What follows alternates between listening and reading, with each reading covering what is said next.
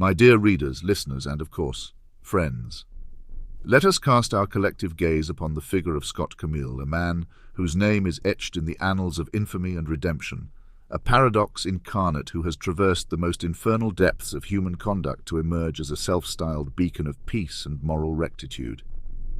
Here lies a tale that demands our most unflinching examination, for it straddles the boundaries of human depravity and the elusive quest for absolution. Scott Camil's journey began amidst the verdant yet hellish landscape of Vietnam, where he, as a Marine, participated in acts of unspeakable brutality. By his own chilling confessions, Camil engaged in massacres that left behind a charnel house of corpses, the innocent and the enemy alike. His hands, stained with the blood of countless victims, serve as a grim reminder of the barbarism that war breeds in the hearts of men. Here is a man who, in the crucible of combat, became a harbinger of death and destruction, a self-admitted mass murderer and war criminal.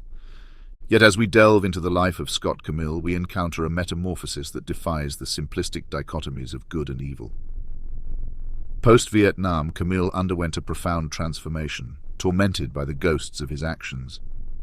He emerged as a vociferous critic of the war, a prominent member of the Vietnam Veterans Against the War, and a fervent advocate for peace.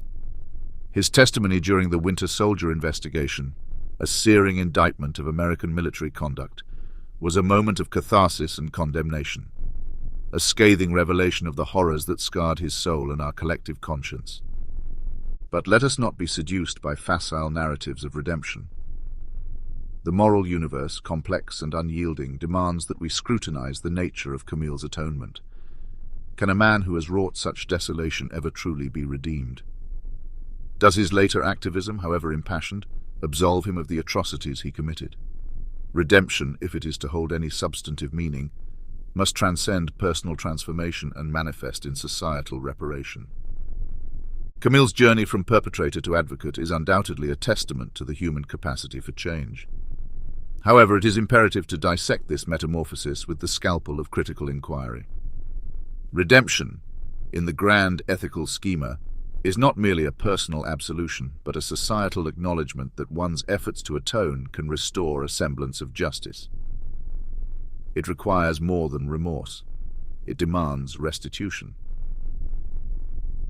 Consider the psychological and ethical dimensions of Camil's transformation. His advocacy against war and violence, while commendable, cannot expunge the memories of his past atrocities. The bloodshed he inflicted is indelibly etched into the fabric of history. The cries of his victims, the shattered lives, the orphaned children, these are not silenced by his activism.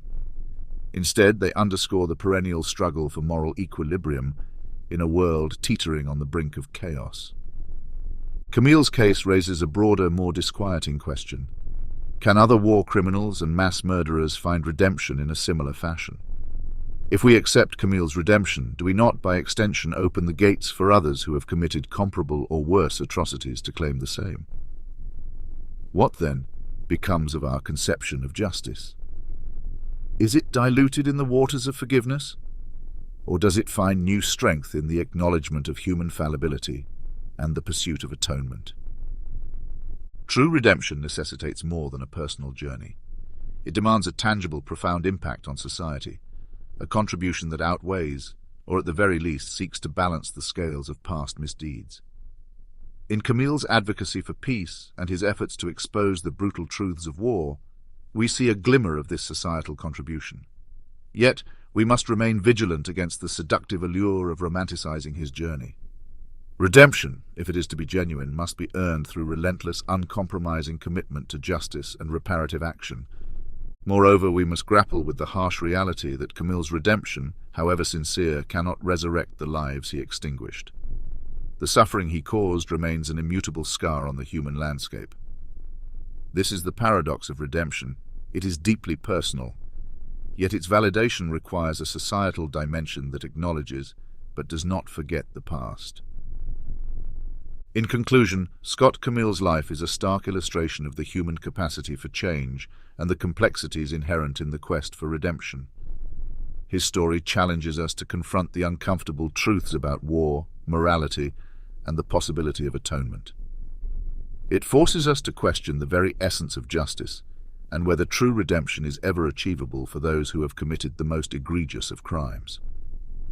As we ponder these questions, let us remain steadfast in our pursuit of a just and ethical world, one where the scales of justice are balanced not by the whims of individual transformation, but by the unwavering principles of accountability, restitution, and the collective well-being of society.